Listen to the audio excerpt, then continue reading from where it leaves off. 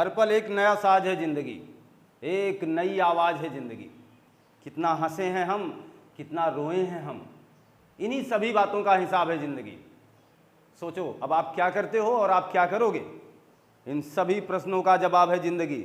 मेरे स्टूडेंट साथियों, मेरे होनहार विद्यार्थियों, अगर आपने पढ़ाई कर लिया ना तो एक खिलता हुआ गुलाब है ज़िंदगी। जी हाँ बिल्कुल।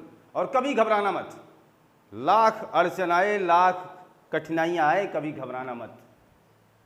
हर मुश्किल का हल निकलेगा, आज नहीं तो कल निकलेगा। और जितना गहरा अधिक हो कुआं, उतना मीठा जल निकलेगा।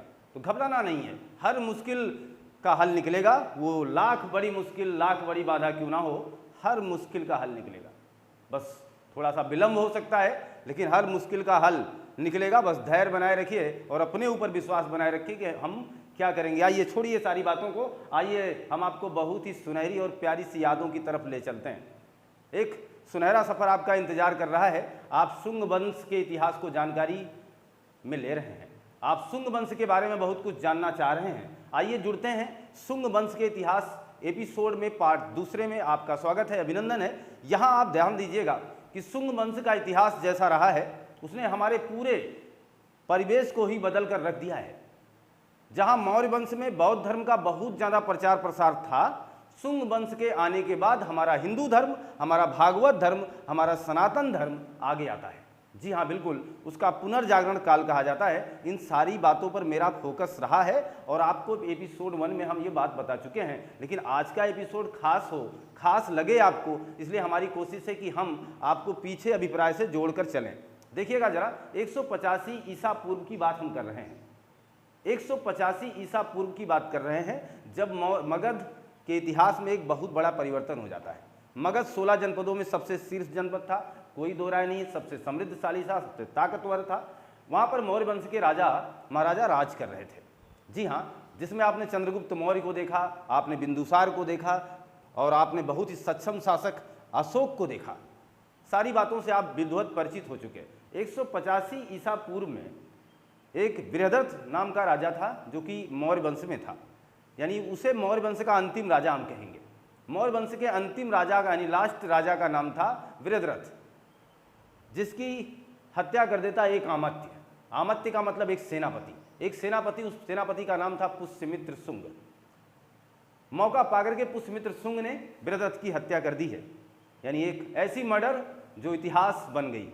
तो एक मर्डर हुआ और उस कत्ल ने पूरे मौर्य वंश की नींव को ही उखाड़ कर रख दिया।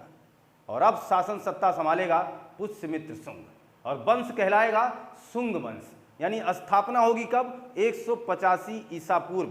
खास बातें क्या शुंग वंश के इतिहास में रही हैं, देखना जरा। यहाँ से मैं आपको जोड़ रहा हूँ और बहुत ही बेहतरीन कहानी से आपको रूबरू करा रहा हूँ। 185 बीसी की मैं बात कर रहा हूँ। हत्या हो गई, एक मर्डर हो गया है, किसका? बृहदर्थ का। ये मर चुके हैं और मारा किसने है इन्हें? तो इन्हें मारने वाला है पुष्यमित्र शुंग। ये शुंग ने इन्हें मार दिया और अब वंश कौन आ गया है? शुंग वंश। शुंग वंश की स्थापना होगी 185 ईसा पूर्व में।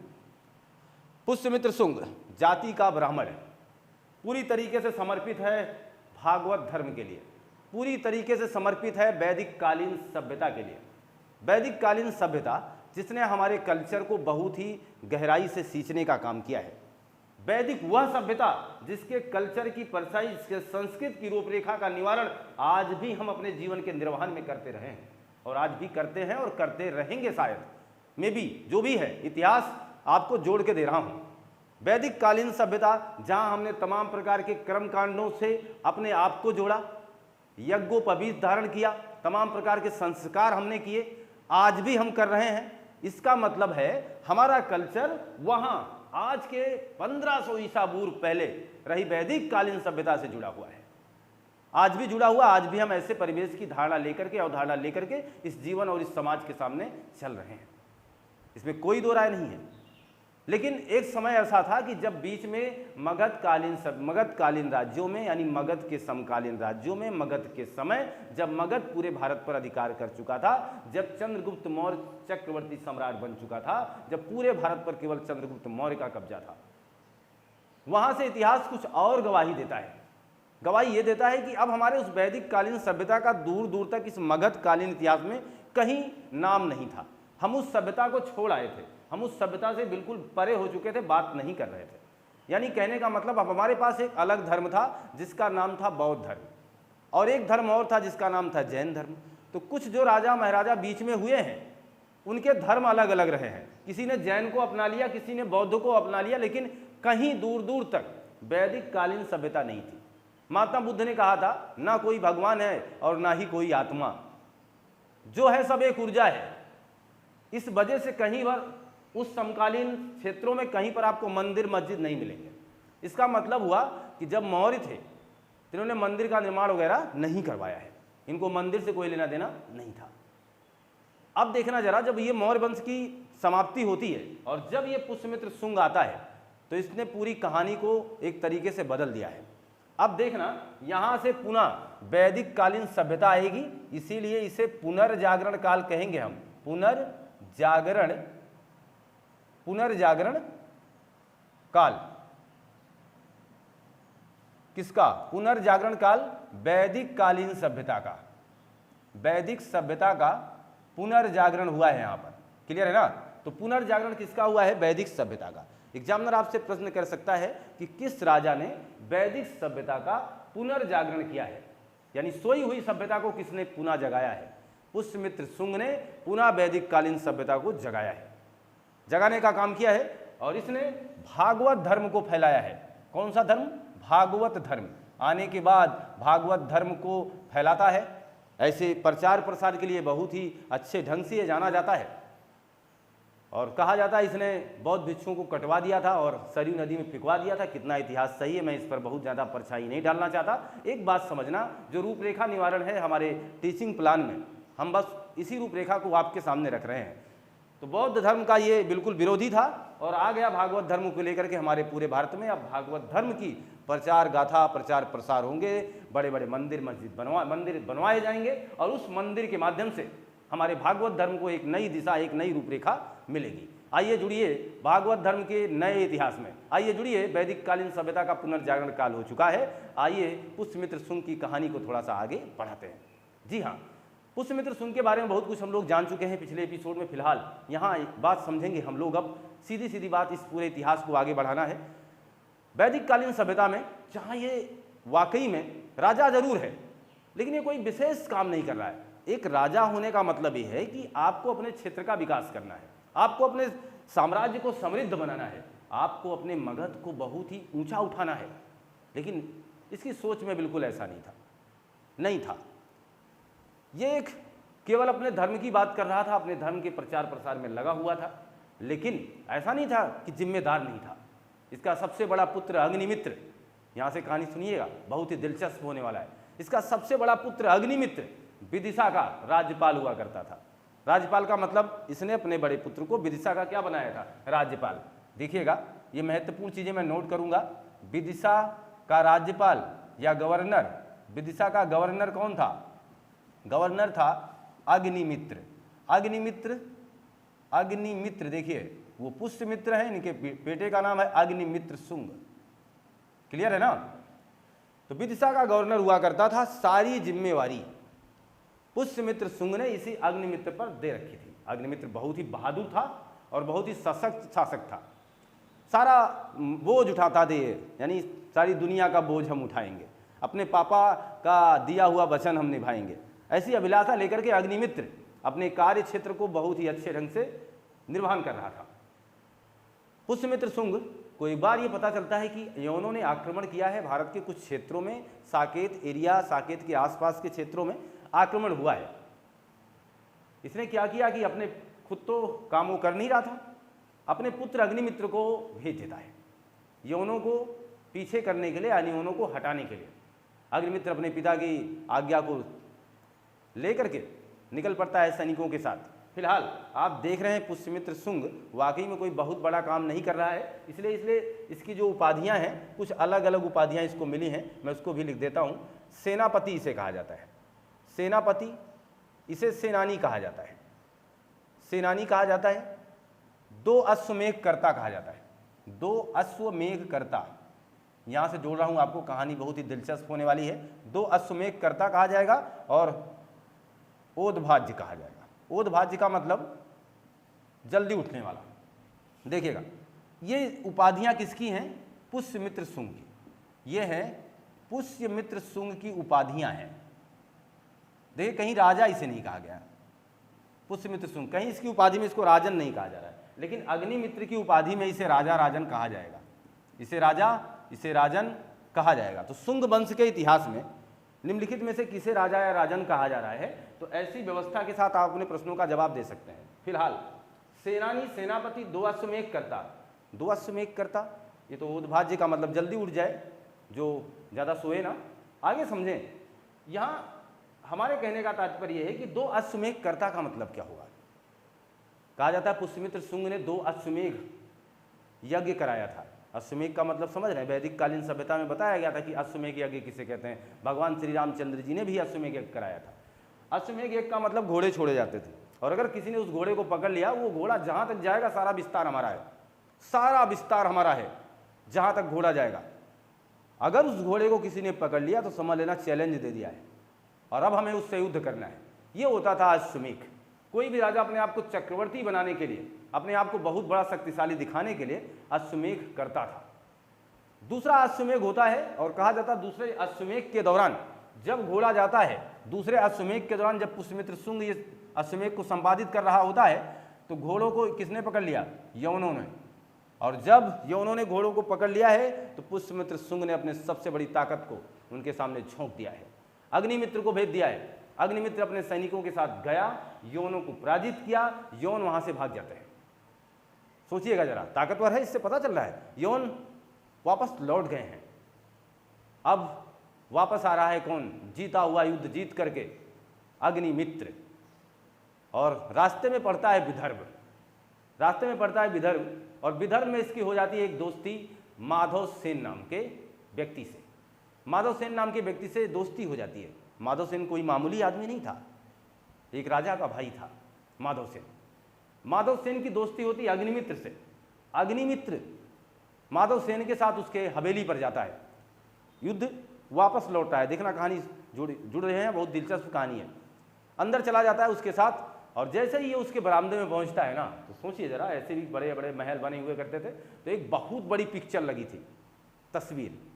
उस तस्वीर को देखता है तो देखता रह जाता है, देखता है, देखता है, देखता रह जाता है। इसका मतलब उस तस्वीर से इसे इश्क हो जाता है, प्यार हो जाता है।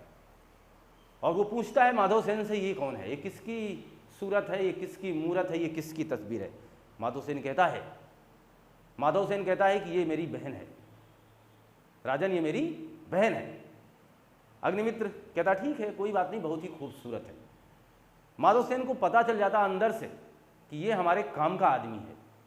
सोचो मैं बात क्या कहना चाहता हूँ, क्योंकि माधव सेन जो कि विदर्भ के राजा रायसेन का, दोनों नाम याद रखिएगा। देखिए, रास्ते की बात है, विदर्भ पहुंचे हैं, विदर्भ का राजा है रायसेन, और रायसेन का भाई है माधव सेन। माधव सेन राजा खुद बनना चाहता है, लेकिन रायसेन इसे बनने नहीं दे रहा था। काफ़ी ज़्यादा दोनों में संघर्ष भी चल रहा था इस बात के लिए कि मुझे राजा बनना है, लेकिन रायसेन इस बात का मौका इसे नहीं दे रहा था। माधव सेन की दोस्ती जब होती है अग्निमित्र से, और जब अग्निमित्र इसके राजमहल आता है और किसको देखता है, एक तस्वीर को देखता है, पूछता है ये कौन है, तब ये जवाब देता है कि ये मेरी बहन मालविका है, ये मेरी बहन मालविका है। अग्निमित्र कहता है ये बहुत खूबसूरत है। इस बात को समझ जाता है माधव सेन, उसे लगता है कि मेरी बहन के प्यार में ये पड़ जाएगा, और अगर मैं अपनी बहन को इसे किसी हाल में दे ले गया, समर्पित कर ले गया, शादी करा ले गया, तो पक्की बात ये मेरा साथ देगा, और जब ये मेरा साथ देगा तो बहुत बड़ा राजा है, अभी अभी उन्हों को हरा के आया है, तो इसका मतलब ये रायसेन को भी निपटा ही देगा। ये सोचता है, ये षड्यंत्र इसके दिमाग में आ ही जाता है। अच्छा, इतनी सारी बातों को देखने और होने के बाद अग्निमित्र वहाँ से चल पड़ता है। तो जाता तो अग्निमित्र है, उधर पिता इंतजार कर रहा है कि जिनको भेजे युद्ध में कहाँ रह गया, उसे रास्ते में प्यार हो गया। अजीब बात है ना, वो लौट रहा है, उसे रास्ते में प्यार हो गया। अब सोचो, वो तस्वीर तो देख के आया है, अग्निमित्र वहाँ से चल पड़ा है, घर की तरफ रवाना हो चुका है, विदिशा आ रहा है, परंतु सच बताएं तो अग्निमित्र आ रहा है, उसका दिल वहीं रह गया है। अग्निमित्र का दिल वहीं रह गया है। अब अग्निमित्र चला आता है, लेकिन ऐसा नहीं कि इसके पास और कोई पत्नी नहीं थी, इसके पास धारिणी थी। इसकी पत्नी का नाम धारिणी था, इसकी पत्नी का नाम इरावती था। पिता ने इसकी 2-2 शादियां पहले ही करा रखी हैं, लेकिन प्यार तो इसे अब हो रहा है। किससे? मालविका से। इस बात की साक्षी है, गवाह है कालिदास की मालविकाग्निमित्र।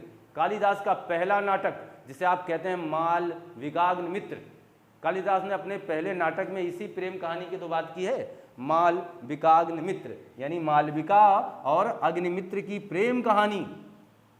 इतिहास की जुबानी बहुत ही गहराई से पन्ने खोले थे कालिदास ने। एक ऐसी प्रेम कहानी जो अमर हो गई, और ये तस्वीर से शुरू हुई है, देखना कहां पहुंचेगी, किस अंजाम पर। चला आता है विदिशा, अग्निमित्र, और उधर विदर्भ की कहानी अब टेढ़ी हो रही है। माधवसेन षड्यंत्र कर रहा है, और षड्यंत्र ज़्यादा देर चलता नहीं है।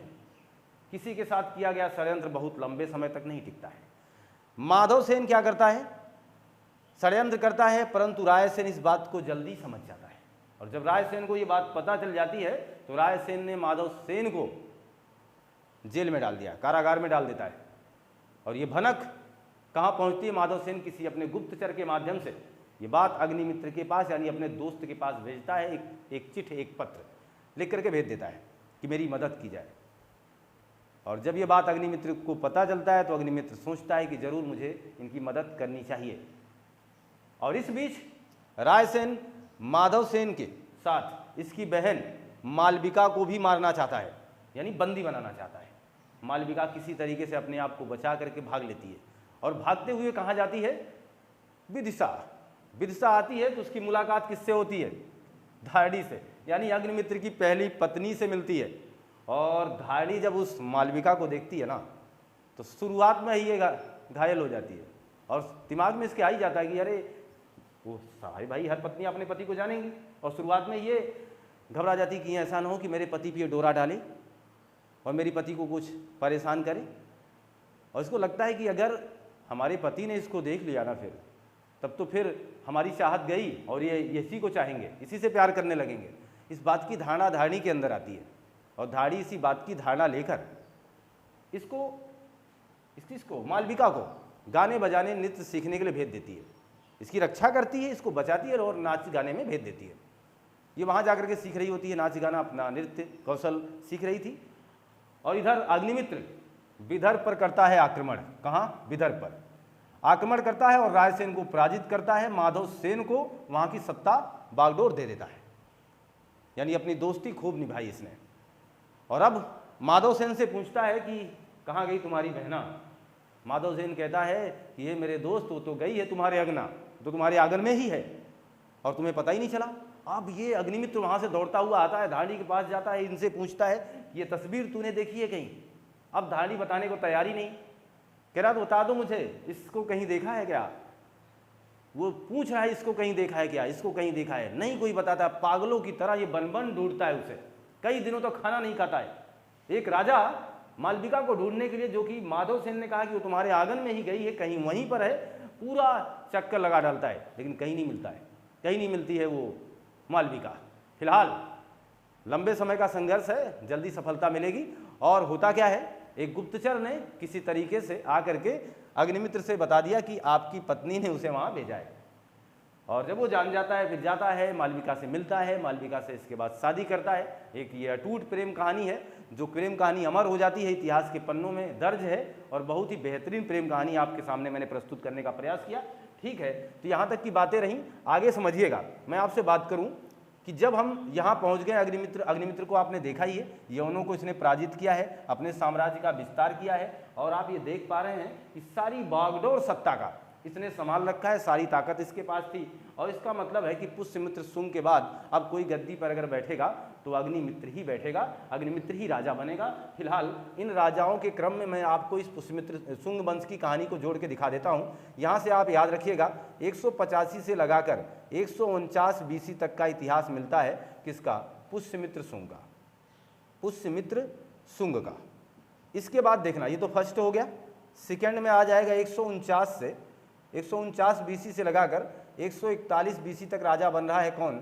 अग्निमित्र, जिसकी चर्चा भी, जिसकी प्रेम कहानी के बारे में आपने देखा।